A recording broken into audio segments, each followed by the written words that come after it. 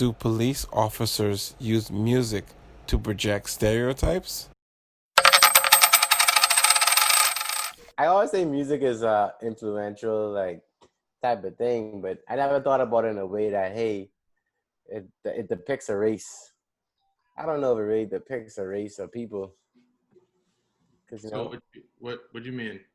like how like we thinking like in a that aggressive music like rap music depicts the black community. Like that's how Like we're assuming that the police will look at us as, hey, this is associated with us.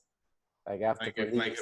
like how Lil Baby say he's talking about killing or whatever. Yeah, But exactly. that ain't what he really about.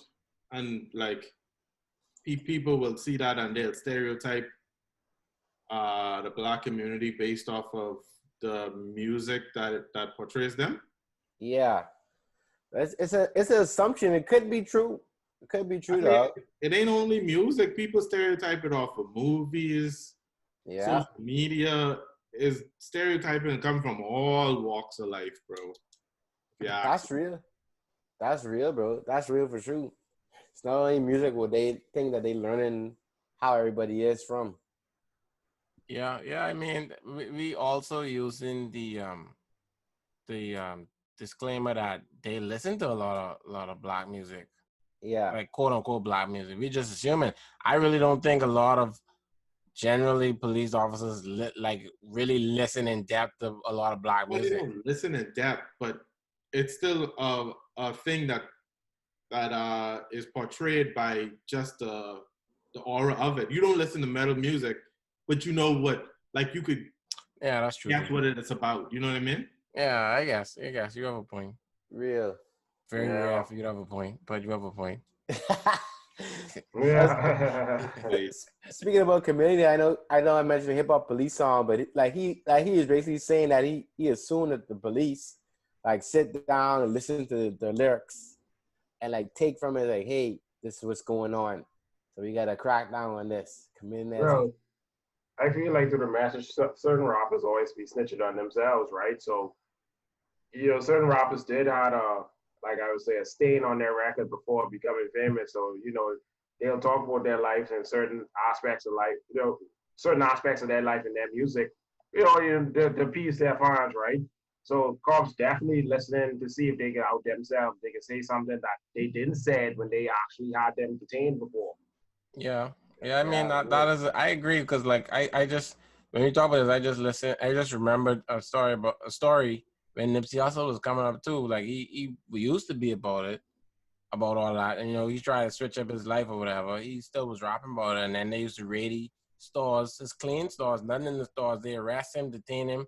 They ain't finding nothing on him at all, and they still taking him away just because of what he potentially used to do in the past and what he's still rapping about. So, I mean, I don't know if that happens like now as much. I mean, that ain't. Rappers get pulled over all the time. Yeah. Oh yeah. Yeah. I mean, but yeah, I know it's rough. I don't think you should though. In my opinion, as a police officer, I don't think you should. A stereotype is everywhere. Yeah, you're right. Which is a bad thing to put people under an umbrella of what you've seen. Yeah. Basically judging a book by its cover, kind of. Yeah, I mean, it's slightly in the definition is ignorant, really, in my opinion. But it's not that you're definitely what it is, ignorance. Yeah, it's not that you're intentionally doing it, but I mean, it is being ignorant. Exactly. It's a lot, right? Because a lot of people listen to rock and roll too. Some people, you don't know, you can't judge a person based off a genre that is dominated by a particular race. Yeah. Basically. Because they look a certain way don't mean they're thug. Yeah. The way they That's true. And that's hard because like even like the prime example is what LaDon was talking about earlier today before we started recording when he was mentioning the guy off of Instagram. I look at him, he had all kind of tattoos on his face. Yeah. And I was like, I don't know, he looked shaky. I can watch the Instagram to see, but it looks shaky. Yeah. You know what I mean? But I don't know. The guy's Derek Grace too. Like I was like, I look at him too, and he had a lot of tattoos. And I saw somebody comment on Donnell's post, and it was like, "Hey, I can't follow no boy who look like 6'9". Then Donnell, like, yeah, for real, like Donnell actually replied Reply by.